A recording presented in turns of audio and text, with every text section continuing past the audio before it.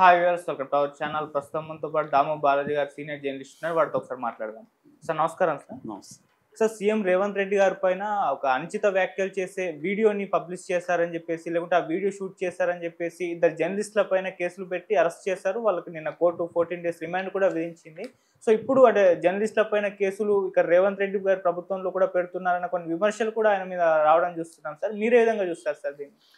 Revathi Pogadadanda, Tanvi Yadav alias Bandi Sandhya, ఈ ఇద్దరు మహిళా జర్నలిస్టుని నిన్న అర్లీ మార్నింగ్ 4 o'clockకి ప్లెయిన్ క్లోత్ పోలీస్ మెన్ అంటే మఫ్టీలో ఉన్న పోలీసులు పెద్ద ఎత్తున వాళ్ళ ఇంట్లోకి వెళ్ళి వాళ్ళని అరెస్ట్ చేశారు.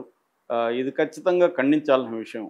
అంటే ఒక మహిళా జర్నలిస్టుని అర్లీ మార్నింగ్ అరెస్టులు చేయకూడదని అనేక సార్లు మహిళల జర్నలిస్టులనే కాదు ఎనీ మహిళల్ని అరెస్ట్ చేయకూడదు, అర్లీ మార్నింగ్స్ కానీ లేట్ నైట్స్ కానీ అరెస్ట్ చేయకూడదని అనేక సార్లు సుప్రీంకోర్టు చెప్పింది.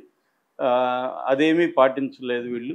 సో ఘోరంగా అరెస్టులు చేసి ఆ టైంలో వీళ్ళు టెర్రరిస్టులు అయినట్టుగా వీళ్ళని అరెస్టులు చేసి తీసుకొచ్చారు. సో వాళ్ళిద్దరి మీద 67 ఐటీ యాక్ట్ 67 సెక్షన్ అంటే అబ్సీన్ మెటీరియల్ని డిస్ట్రిబ్యూట్ చేయడం. ఆ తర్వాత 111 ఇదో విచిత్రం. మేబీ రేవంత్ రెడ్డి కూడా చంద్రబాబు ఒకప్పటి తన గురువు నుంచి నేర్చుకుంటున్నట్టున్నాడు.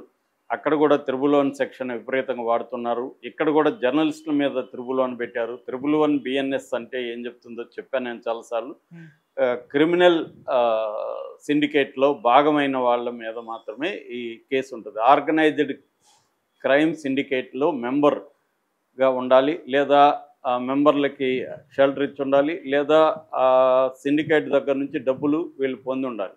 ఈ 3 రకాల కారణాలు ఉంటే మాత్రమే 111 పెట్టాలి. కానీ ఇప్పుడు అందరి మీద 111 పెట్టేస్తున్నారు. రేవంత్ రెడ్డి ప్రభుత్వం కూడా అదే చేస్తుంది, 111 పెట్టింది. అట్లాగే 61(2) criminal conspiracy, 353(2) assault and criminal force on public servant అంటే వీళ్ళ మీద దాడి చేసినట్టుగా పోలీసుల మీద ఈ సెక్షన్లు పెట్టినాక నాంపల్లి కోర్టులో ప్రొడ్యూస్ చేస్తే 14 days నాంపల్లి కోర్టు ఇచ్చేసింది. నిజానికి ఈ సెక్షన్లలో 111 కానీ లేకపోతే మిగతా వాటిలో 35(3) BNSS కింద నోటీస్ ఇచ్చి విచారణకి పిలవాలి. కానీ కావాలనే 111 పెట్టారు. కింది కోర్టులు కళ్ళు మూసుకొని యాంత్రికంగా ఈ సెక్షన్ 111 అవసరమా దీంట్లో లేదా అనేది కూడా చూడకుండా ఇచ్చేస్తున్నారని హైకోర్టు కామెంట్ చేసింది. ఆ నేపథ్యంలో ఏ కోర్టు కూడా హైకోర్టు ఆదేశాలను కానీ ఏం పట్టించుకోవట్లేదు, సుప్రీంకోర్టు ఆదేశాలని. సుప్రీంకోర్టు కూడా అనేక సార్లు ప్రభుత్వాన్ని జర్నలిస్టులు విమర్శిస్తే వాళ్లను అరెస్టులు చేయకండి, వాళ్ళని వేధించకండి అని కూడా సుప్రీంకోర్టు అనేక సార్లు చెప్పింది. ఎందుకంటే జర్నలిజం అంటేనే ప్రభుత్వాలని విమర్శించే పని ప్రధానంగా ఉంటుంది. ప్రజాస్వామ్యంలో ఫ్రీ ప్రెస్ అనేది 4వ స్తంభం లాంటిది.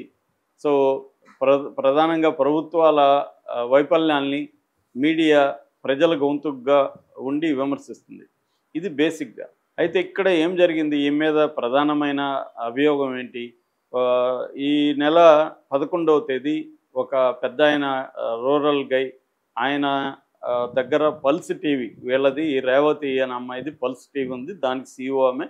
ఈ pulse TV anchor Tanvi Yadav వెళ్ళి ఆయనతో మైకు పెట్టి రేవంత్ రెడ్డి గురించి మాట్లాడమని చెప్తే ఆయన బండబూతులు తిడుతున్నాడు. మామూలుగా రూరల్ ఏరియాలో చాలామంది వాళ్ళ కోపాన్ని బూతుల ద్వారానే ఎక్స్ప్రెస్ చేస్తారు, వాళ్ళకి వేరే భాష రాదు.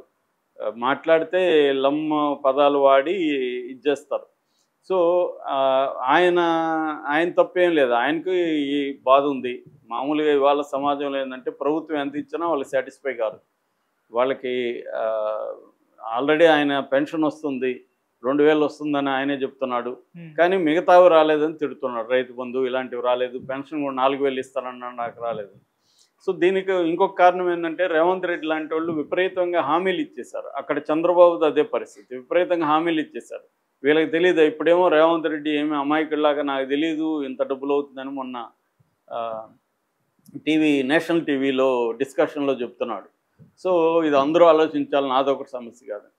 ఇది రేవంత్ రెడ్డిని వ్యక్తిగతంగా అనడం కాదు, కాంగ్రెస్ పార్టీకి తెలియదా? కాంగ్రెస్ పార్టీ గతంలో పరిపాలించలేదా? కాంగ్రెస్ పార్టీ ఇదే రేవంత్ రెడ్డి బీఆర్ఎస్ ప్రభుత్వం టైంలో ఎంత తప్పులు అయిపోయిందో ఆయన లెక్కలు కట్టి చెప్పలేదా? ఆయనకి తెలియదని చెప్పలేము. ఆయనకి ఏ హామీకి ఎంత డబ్బులు వస్తుందో తెలియకుండా ఆయన హామీలు ఎలా ఇచ్చాడు? ఆయన వ్యక్తిగత బాధ్యత ఉంది, కాంగ్రెస్ బాధ్యత ఉంది. ఇప్పుడొచ్చి నేను అమలు చేయలేను, నాకు 18,000 కోట్లు అవుతుంది, ఇందులో 6,000 పోతుంది, ఇంకెంతే ఉంది. ఇదంతా అప్పుడు కదా మరి హామీలు ఇవ్వకముందు. హామీలు ఇచ్చడం అంటే ఏమార్చడమే కదా. అక్కడ సేమ్ చంద్రబాబు కూడా ఖజానా ఖాళీగా ఉందంట. ఖజానా ఖాళీగా ఉందనేది ఇప్పుడు తెలుసా చంద్రబాబుకు? ముందు తెలియదా? సో వీళ్ళందరూ క్లియర్గా ప్రజల్ని ఏమార్చడం కోసమే హామీలు ఇచ్చారనేది వాస్తవం. ఏమారినప్పుడు ఏమార్పుకు గురైన మోసపోయిన ప్రజలు బూతులు తిట్టకుండా ఎలా ఉంటారు? తిడతారు. సో దాన్ని మీడియా చూపించింది. ఆ మేరకు తప్పులేదు. కాకపోతే ఇక్కడ ఏంటంటే మనం మీడియా కానీ యూట్యూబ్ ఛానల్ అందరూ కూడా ఆలోచించాల్సింది, ఇవాళ వాతావరణం ఎలా ఉంది, ప్రభుత్వాలు ఎలా రెస్పాండ్ అవుతున్నాయి, దాన్ని బట్టి మన వ్యూహాలు మార్చుకోవాలి.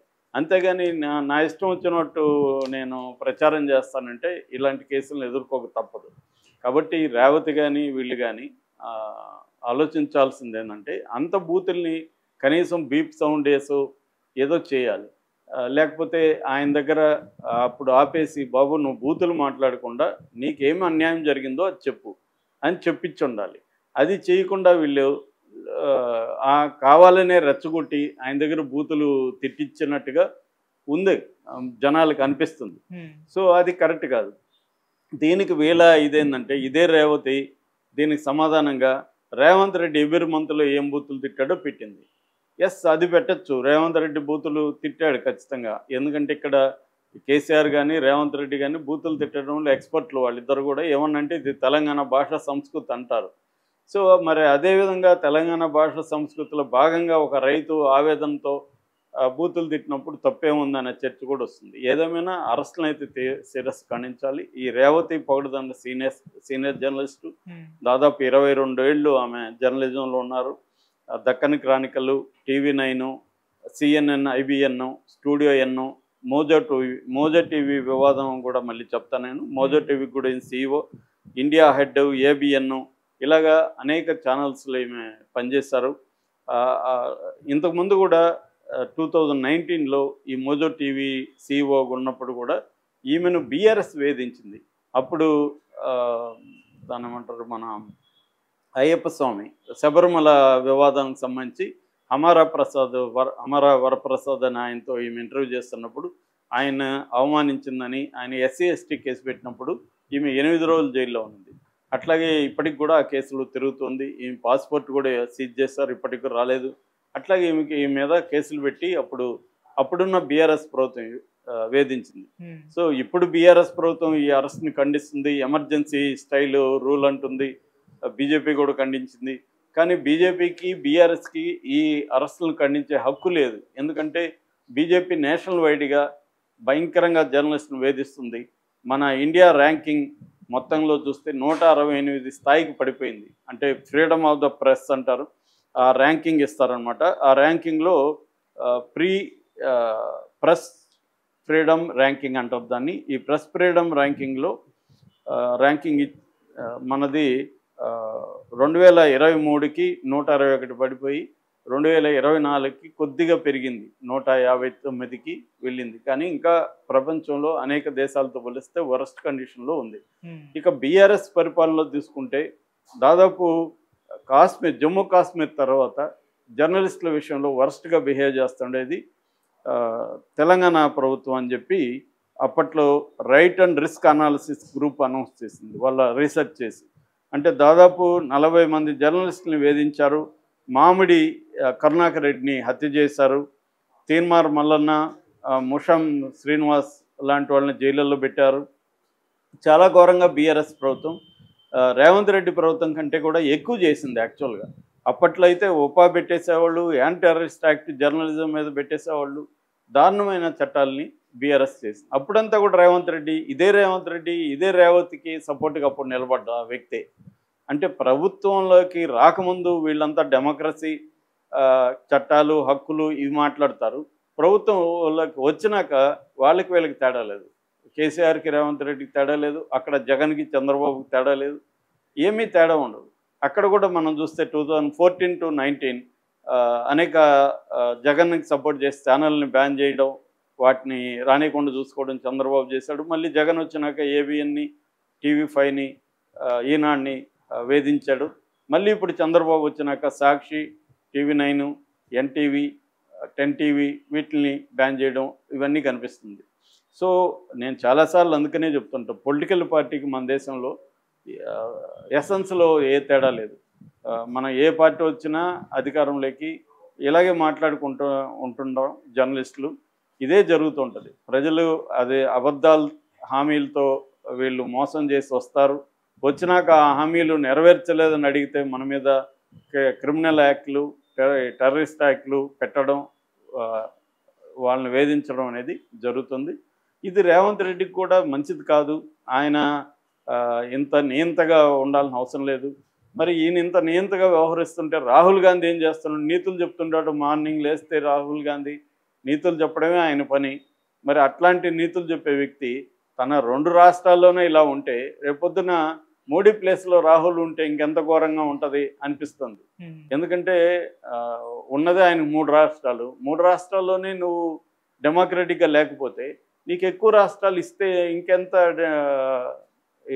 దారుణంగా బిహేవ్ చేస్తావు. మోడీ కంటే దారుణంగా ఉంటాడేమో రాహుల్ గాంధీ అన్న ఫీలింగ్ అయితే కలుగుతుంది ఈ సంఘటనలు చూస్తే.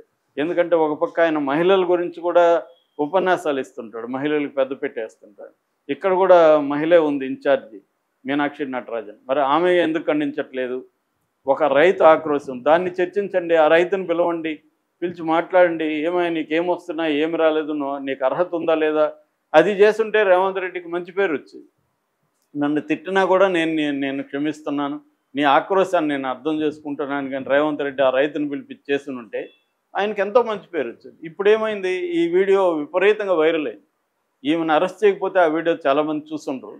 ఇప్పుడు ప్రతి ఒక్కరు అసలు ఏంది ఆ వీడియో ఏందని చూస్తున్నారు, సర్క్యులేట్ అవుతుంది.